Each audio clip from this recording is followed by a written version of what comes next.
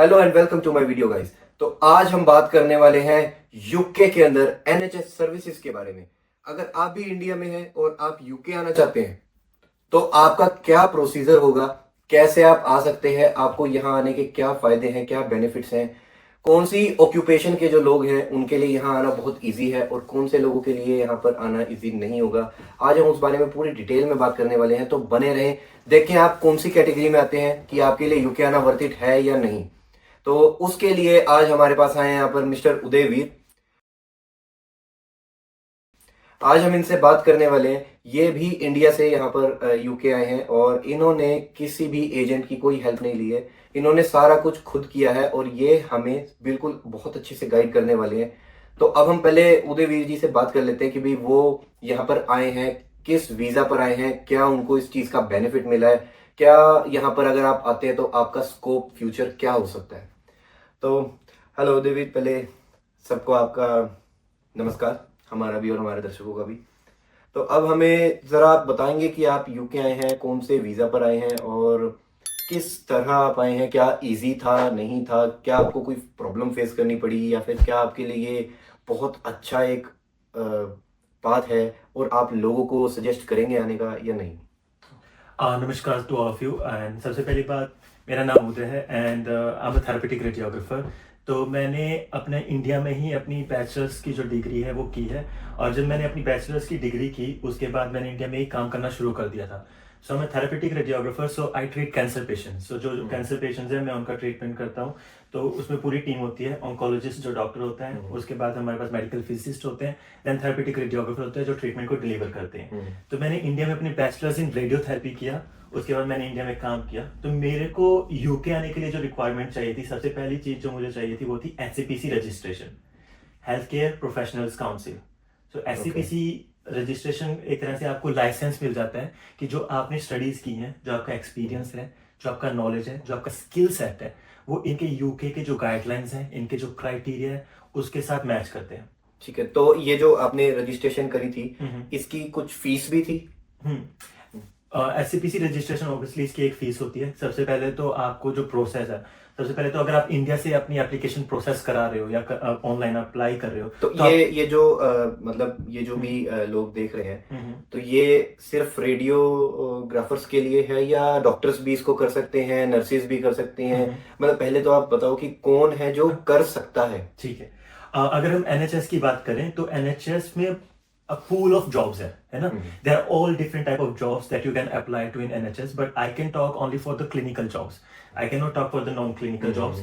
In clinical jobs then comes doctors, nurses, allied health professionals। ठीक है, allied health professionals में आपके आते हैं फिजियोथेरेपिस्ट, आपके रेडियोग्राफर्स, आपके lab technologist, audio and speech therapist, ये सभी आते हैं आपके allied health professionals में। जो allied health professionals होते हैं उनको अप्लाई करना पड़ता है एससीपीसी रजिस्ट्रेशन के लिए। तो मतलब जो कोई फिजियोथेरेपिस्ट होगा या कोई नर्स होगा उसको कोई टेस्ट नहीं देना। Yeah, so for nursing they have to give a test. Okay. For nursing they have to give their OET exam as well. They have to get themselves registered with NMC, जो उनका nursing का council है, जो registration है, उसको उनको NMC में register करना पड़ेगा, खुद को लाइसेंस लेना पड़ेगा, then they can apply for jobs. India में कुछ एजेंसीज भी हैं जिनका टाई अप है एनएचएस के साथ। तो वो क्या करते हैं कि आपके जो नर्सेज होते हैं उनको यूके भेजते हैं, वो यहाँ पे पहले एज ए बैंड 4 काम करते हैं। ठीक है, तो बैंड 4 पे वो इसलिए काम करते हैं क्योंकि उस टाइम तक उनके पास एनएमसी जो है उसकी रजिस्ट्रेशन नहीं है। तो मीनवाइल वो उनको टाइम देते हैं कि आप पढ़ो, यहाँ के पूरा क्राइटेरिया, प्रोटोकॉल सब कुछ देखो, एग्जाम दो, अपना एनएमसी का। अच्छा, तो वो पेड होगा? मतलब जब वहां से कोई नर्स यहाँ आके अपनी स्टडीज करेंगे तो वो उनको सैलरी मिलेगी उसकी? हाँ, मतलब कि बैंड 4 की सैलरी मिलेगी। Okay, band 4। हाँ, एनएचएस में क्या होता है कि आपकी बैंडिंग होती है 2, 3, बैंड 4, बैंड 5। आप कौन से बैंड में भी आते हो? मैं अभी बैंड 7 पे हूँ। अच्छा, तो जितना जितना बैंड बढ़ता जाएगा सैलरी और पोस्ट बढ़ती जाएगी। हाँ, ओके। तो मिनिमम रिक्वायरमेंट बैंड 4 है अगर आपको यूके आना है तो। मतलब यूके में बैंड 4 से एंट्री होगी आपकी? नो, बैंड 4 पे वो तभी था बिकॉज उस टाइम उनका एजेंसी के साथ टाई अप होता है। ओके, कुछ ऐसी जॉब्स भी हैं जिनमें आपका मिनिमम जो आपका सैलरी थ्रेशोल्ड है, और वो सैलरी थ्रेशोल्ड क्या होगा कि वो किसी का फुलफिल ही तब होता है अगर आप बैंड 6 या बैंड 7 के लिए अप्लाई कर रहे हो। Not all the job professions have the luxury to apply for the band 5 or band तो 4. इसका भी आपको ध्यान रखना है कि आप किसी एजेंसी के पास जाते हैं तो ऐसा ना हो कि कोई आपके साथ फ्रॉड करे, कि आपको कहे कि आप हमें ऐसे 5 लाख रुपए दो, हम आपकी जॉब लगवा के देंगे, है ना। या बहुत ज्यादा स्कैम्स हो रहे हैं। आपको बहुत ज्यादा ध्यान रखना है, आपको उनसे पूछना है कि आपका कहाँ पे टाई अप है, किसी से बात करो, अच्छे से इन्वेस्टिगेट करना इससे अच्छा कि आप किसी को पैसे दे दो कि भी हमें यूके भेज देंगे, वीजा लगवा देंगे, तो आपके साथ वो फ्रॉड ना हो, उसका थोड़ा सा ध्यान रखना। तो अभी पिछले कुछ सालों में क्या हुआ है कि जो इमिग्रेशन रूल्स हैं वो स्किल्ड वर्कर वीजास वो काफी स्ट्रिक्ट हो गए हैं। So they are particular criterias around which, है ना, वो आपका जो हॉस्पिटल है वो आपको स्पॉन्सरशिप प्रोवाइड करा सकते हैं, ठीक है। तो कुछ एक ऑक्यूपेशन है जो शॉर्ट लिस्ट उसमें आते हैं, ऑक्यूपेशंस में आते हैं जिनकी शॉर्टेज ऑक्यूपेशन में आते हैं, तो उनको एक तरह से डिस्काउंट मिलता है। उनको एक तरह से डिस्काउंट मिलता है कि जो आपका सैलरी थ्रेशोल्ड है ना, नेशन वाइड जो सैलरी थ्रेशोल्ड है वो उसके उनकी अगर कम भी होगी तो वो उसके लिए भी वो अप्लाई कर सकेंगे, ठीक है। तो आपको चेक करना है कि जब आप अपनी जॉब्स के लिए अप्लाई कर रहे हो तो आपका जो जॉब है, जो जॉब प्रोफाइल है, वो शॉर्टेज ऑक्यूपेशन लिस्ट में आता है कि नहीं आता है। आपको पूरा रिक्वायरमेंट भी चेक करना पड़ेगा कि आप जहाँ पे स्किल्ड वर्कर वीजा के लिए आप अप्लाई कर रहे हो, ठीक है, तो आपकी रिक्वायरमेंट्स क्या क्या है, आपको जो सैलरी चाहिए वो कितनी सैलरी चाहिए, आपका जो मिनिमम थ्रेशोल्ड है वो कितना है। आपका फॉर एग्जांपल अगर आप अपना एससीपीसी के लिए भी अप्लाई कर रहे हो तो आपको अगर आइल्स चाहिए तो वो कौन सा आइल्स चाहिए, एकेडमिक चाहिए तो उसका मिनिमम स्कोर कितना चाहिए। All of these things you have to figure out yourself. तो मैं जब एससीपीसी के लिए अप्लाई कर रहा था तो उस टाइम पे मैं I want to apply for SCPC and मैं इंटरनेशनल कैंडिडेट हूँ क्योंकि मैंने अपनी जो स्टडी की है वो इंडिया से की है, तो मैं आता हूँ इंटरनेशनल कैंडिडेट की कैटेगरी के अंदर। तो आपको जानना है एससीपीसी की वेबसाइट पे इंटरनेशनल कैंडिडेट की जो जो रिक्वायरमेंट्स है आपको एक लिस्ट बना लेनी है। आपको चेक करना है कि ओके ठीक है, बैचलर्स डिग्री मेरे पास है, आइल्स मेरे को करनी पड़ेगी, उसके बाद और भी जो एक्सपीरियंस है, जो भी उनकी रिक्वायरमेंट्स है वो टिक मार्क करते जाओ।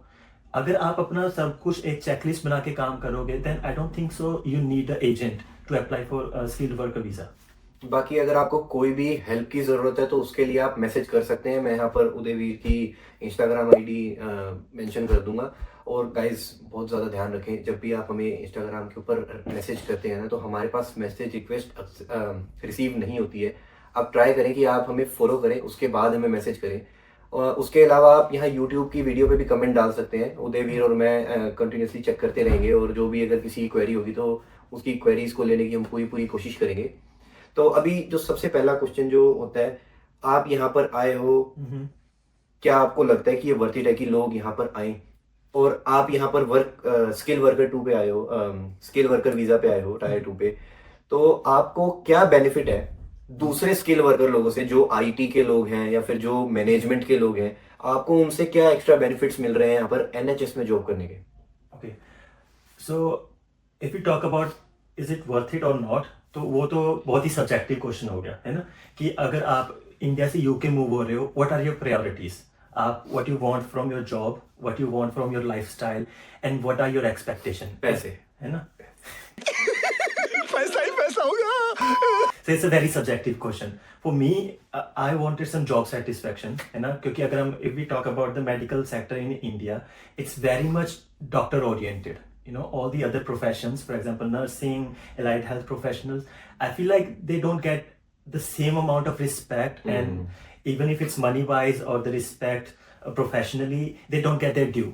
So when I moved to the UK, I wanted a career progression. I wanted a prospect for my career. Okay, I should have a path. अगर मैं पूरे मन से मेहनत करूं, है ना, और अपना CPD continuous professional development करता रहूं, so there is a hope for me, there is a path for me that I can follow, which I didn't see happening in India when I was working in India. तो दूसरी बात पैसे, obviously अगर देखा जाए तो पैसे ठीक है, and you live a happy life. I feel like I am happy. मतलब लोग कितना कमा सकते हैं यहाँ पर? एक सैलरी का आप बताओ तो अगर पाउंड्स में पर मंथ आफ्टर टैक्सेस आपके अकाउंट में ऑलमोस्ट मिनिमम इतना तो आएगा ही, मतलब एक मिनिमम तो दे ही सकते हैं ना। अब वो तो अगर आप यहाँ पे हम ये नहीं, वो जैसे जो वहां पर लोग ऑलरेडी जॉब में होंगे, जो उनके पास एक्सपीरियंस होगा, तो ताकि वो कंपेयर कर सकें कि भाई अच्छा मैं अभी इतना I am getting this much, तो should I move to UK to get this much. कुछ एक मिनिमम अगर आप थ्रेशोल्ड बताना चाहें। 2000 पाउंड, 3000 पाउंड? अगर हम बैंड 5 की बात करें, अगर कोई बैंड 5 पे स्टार्ट कर रहा है ना, तो मान लो उनके जो लम सम टैक्स कटने के बाद 1800-1700 पाउंड आपके अकाउंट में आते हैं। हम बैंड 5 की बात कर रहे हैं, तो बाकी आप कंपैरिजन कर सकते हो। ये यहाँ पे तो इसमें ओवर टाइम भी होता है कुछ डॉक्टर्स का? डॉक्टर्स का डेफिनेटली, नर्सिंग का भी तो डेफिनेटली। ये जो आपने अभी बताया कि आपका 17 to 1800 पाउंड आएगा वीकली, हाउ मेनी आवर्स? आप 37 आवर्स की बात कर रहे हैं, 30 आवर्स की बात कर रहे हैं, 45 आवर्स की बात कर रहे हैं? वो कॉन्ट्रैक्ट होता है आपका। Okay. है ना, जो अगर आप फुल टाइम काम कर रहे हो किसी हॉस्पिटल के लिए, तो एक कॉन्ट्रैक्ट होता है, स्किल वर्कर वीजा, जिसपे आप उन्होंने आपको स्पॉन्सर किया है। तो जो उनका स्पॉन्सरशिप होता है उसमें मेंशन होता है कि आपको जो 37.5 जो आवर्स है आपको वीकली आप काम कर सकते हो। उसके बाद अगर दे नीड यू, ठीक है, तो जो भी एक्स्ट्रा काम है, आप अगर आपका जो स्पॉन्सर्ड है तो आप वही काम कर सकते हो। ऐसा नहीं हो कि आप नर्सिंग पे आपका स्किल्ड वर्कर वीजा है और आप कहीं पे टेक अवे में काम करो। That's not allowed, that's illegal. So आप ओवर टाइम कर सकते हो if they need you, which sometimes obviously most of the times NHS में स्टाफ शॉर्टेज होती रहती है, तो उनको स्टाफ चाहिए। यहाँ के NHS का भाई मैं एक वीडियो बनाऊंगा। मेरे साथ एक बहुत लंबा किस्सा हुआ था मेरा, मुझे डेंगू हुआ था, वो मैं एक अलग से वीडियो बना के डालूंगा उसका। मे बी उनका एक्सपीरियंस अच्छा नहीं रहा है, बहुत बेकार। पर NHS में सभी बहुत मन से काम कर रहे हैं, सुबह से तो लेकर एक शाम तक। सुबह से लेकर शाम तक एक ही जगह को बिठा के मन से उनसे बात करते हैं अच्छे से। How are you dear? Oh my God. Oh, hello, Mrs. Sprightly. Oh, hello, sugar. Would you like some tea? Yes, with a drop of lemon in it. Oh, and something to go with it? Some cookies, please. Cookies!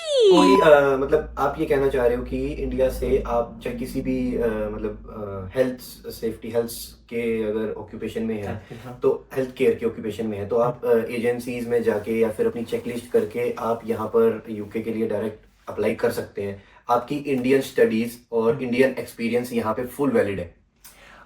Not for all the occupations, है ना। If we talk about some of the occupations such as physiotherapists, lab technologists and radiographers, they can apply for SCPC directly, you know। तो जो एक physiotherapist होगा for example, उसने वहां पर एक बैचलर्स फिजियोथेरेपी की कर ली है, उसके बाद अब वो कहीं पर जॉब कर रहा है, तो उसके पास एक्सपीरियंस, तो कुछ मिनिमम एक्सपीरियंस भी है कि आपको 2 इयर्स 4 इयर्स 3 इयर्स कुछ एक्सपीरियंस चाहिए? नहीं, ऐसे कोई मिनिमम रिक्वायरमेंट नहीं है अप्लाई करने के लिए। पर क्या होता है कि ऑब्वियसली यहाँ की जो डिग्रीज है, जो यहाँ का करिकुलम है, वो डिफरेंट होता है हमारे इंडिया के करिकुलम से थोड़ा सा। तो अगर आपके पास एक्सपीरियंस है तो एडअप करता है कि आपने काम किया है, वो प्रैक्टिकल एक्सपीरियंस है, तो आपको वो एक तरह से उनका फिर कोई क्रॉस क्वेश्चन नहीं आता है, ईमेल नहीं आती है कि आपको जस्टिफाई करना है कि आपको लाइसेंस मिलेगा कि नहीं मिलेगा। तो अगर आपने एक्स्ट्रा काम किया तो आपकी वो जो एप्लीकेशन है उसको स्ट्रॉन्ग हो जाती है।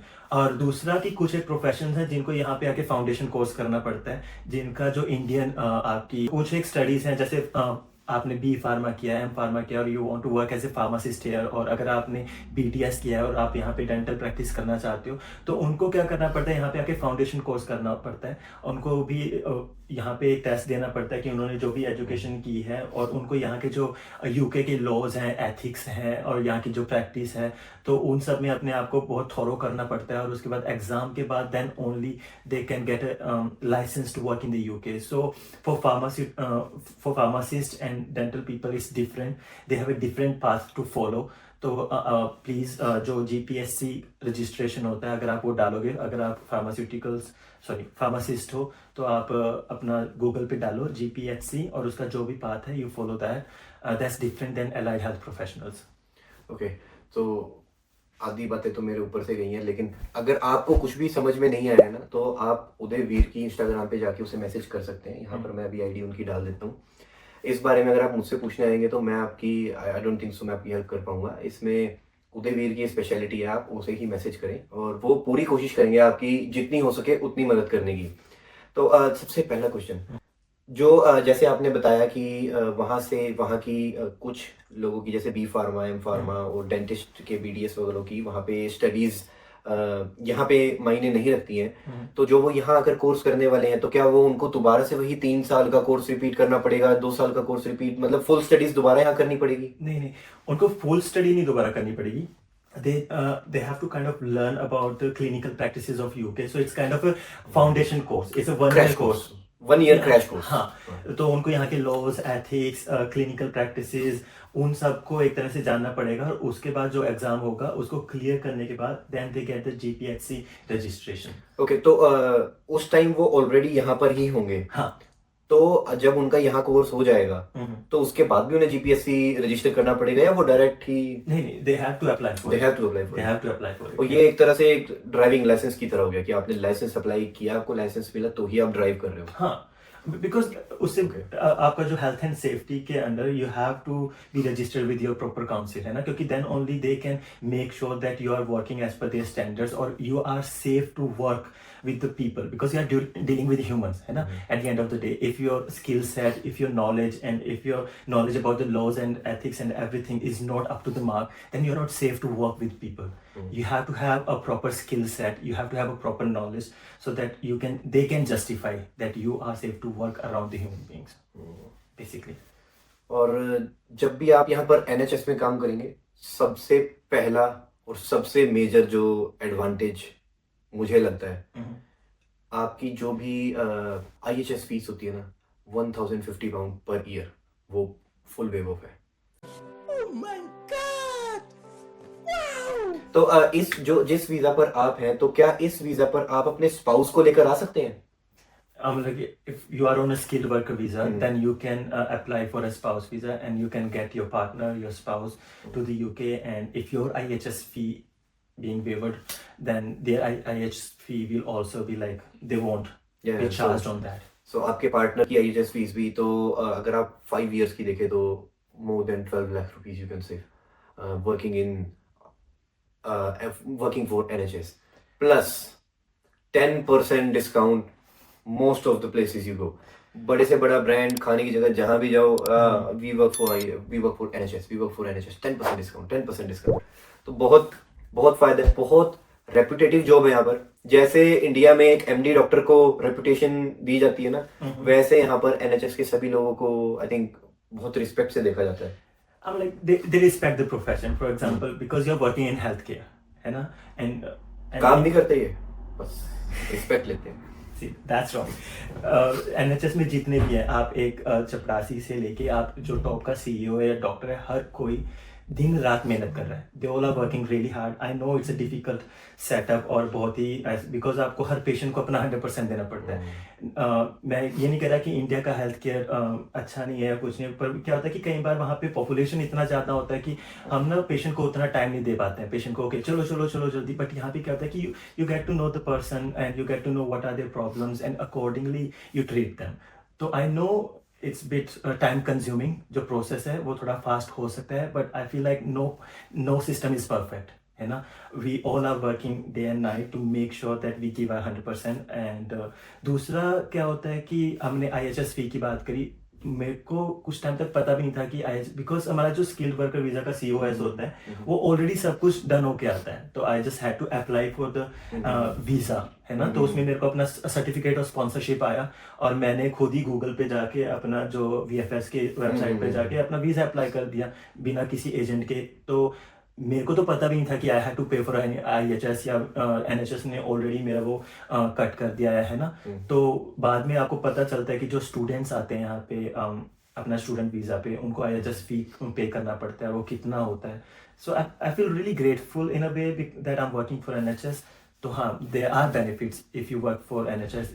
It's a stable job, first of all it's a respected job, और आपको ऑब्वियसली डिस्काउंट्स एंड ऑल मिलते हैं, दैट्स अ पर्क, है ना, वो आपको पर्क है, चेरी ऑन द टॉप। या so there are perks of working in NHS। Okay, so अभी भी अगर आपको कोई भी क्वेरी है, कोई भी आपका क्वेश्चन है, तो आप यहाँ पर YouTube की वीडियो पे कमेंट कर सकते हैं, हमारी इंस्टाग्राम पे जाके हमें कनेक्ट कर सकते हैं, और हम जितना हो सके उतना आपकी हेल्प करने की कोशिश करेंगे। And I just want to say one thing, if you message me on Instagram, please make sure कि आप अपना पूरा, कि आपका क्वालिफिकेशन क्या है, आपका क्वेश्चन क्या है, and how I can help you. तो पूरा, क्योंकि अगर आप मेरे को हाय हेलो लिखोगे तो मैं कैसे आपको रिप्लाई करूँगा। आप पूरा एक अपना जो भी आपका पेन पॉइंट है, जो भी आपका क्वेश्चन है, प्लीज़ उसको अच्छे से लिख के भेजना, दूसरी बात, मेरा Instagram, I don't post anything about NHS, तो please don't expect when you follow me, don't expect कि आप डेली NHS की कोई वीडियो देख रहे होंगे। और I will be able to help you only about the clinical jobs और allied health professional job. So please कोई नॉन क्लिनिकल, अगर आपका कोई प्रोजेक्ट मैनेजमेंट का कोर्स किया है और आपको उसमें जॉब चाहिए, so I don't think so I will be right fit for your question. Thank you so much for watching our video. हम मिलते हैं अगली वीडियो में।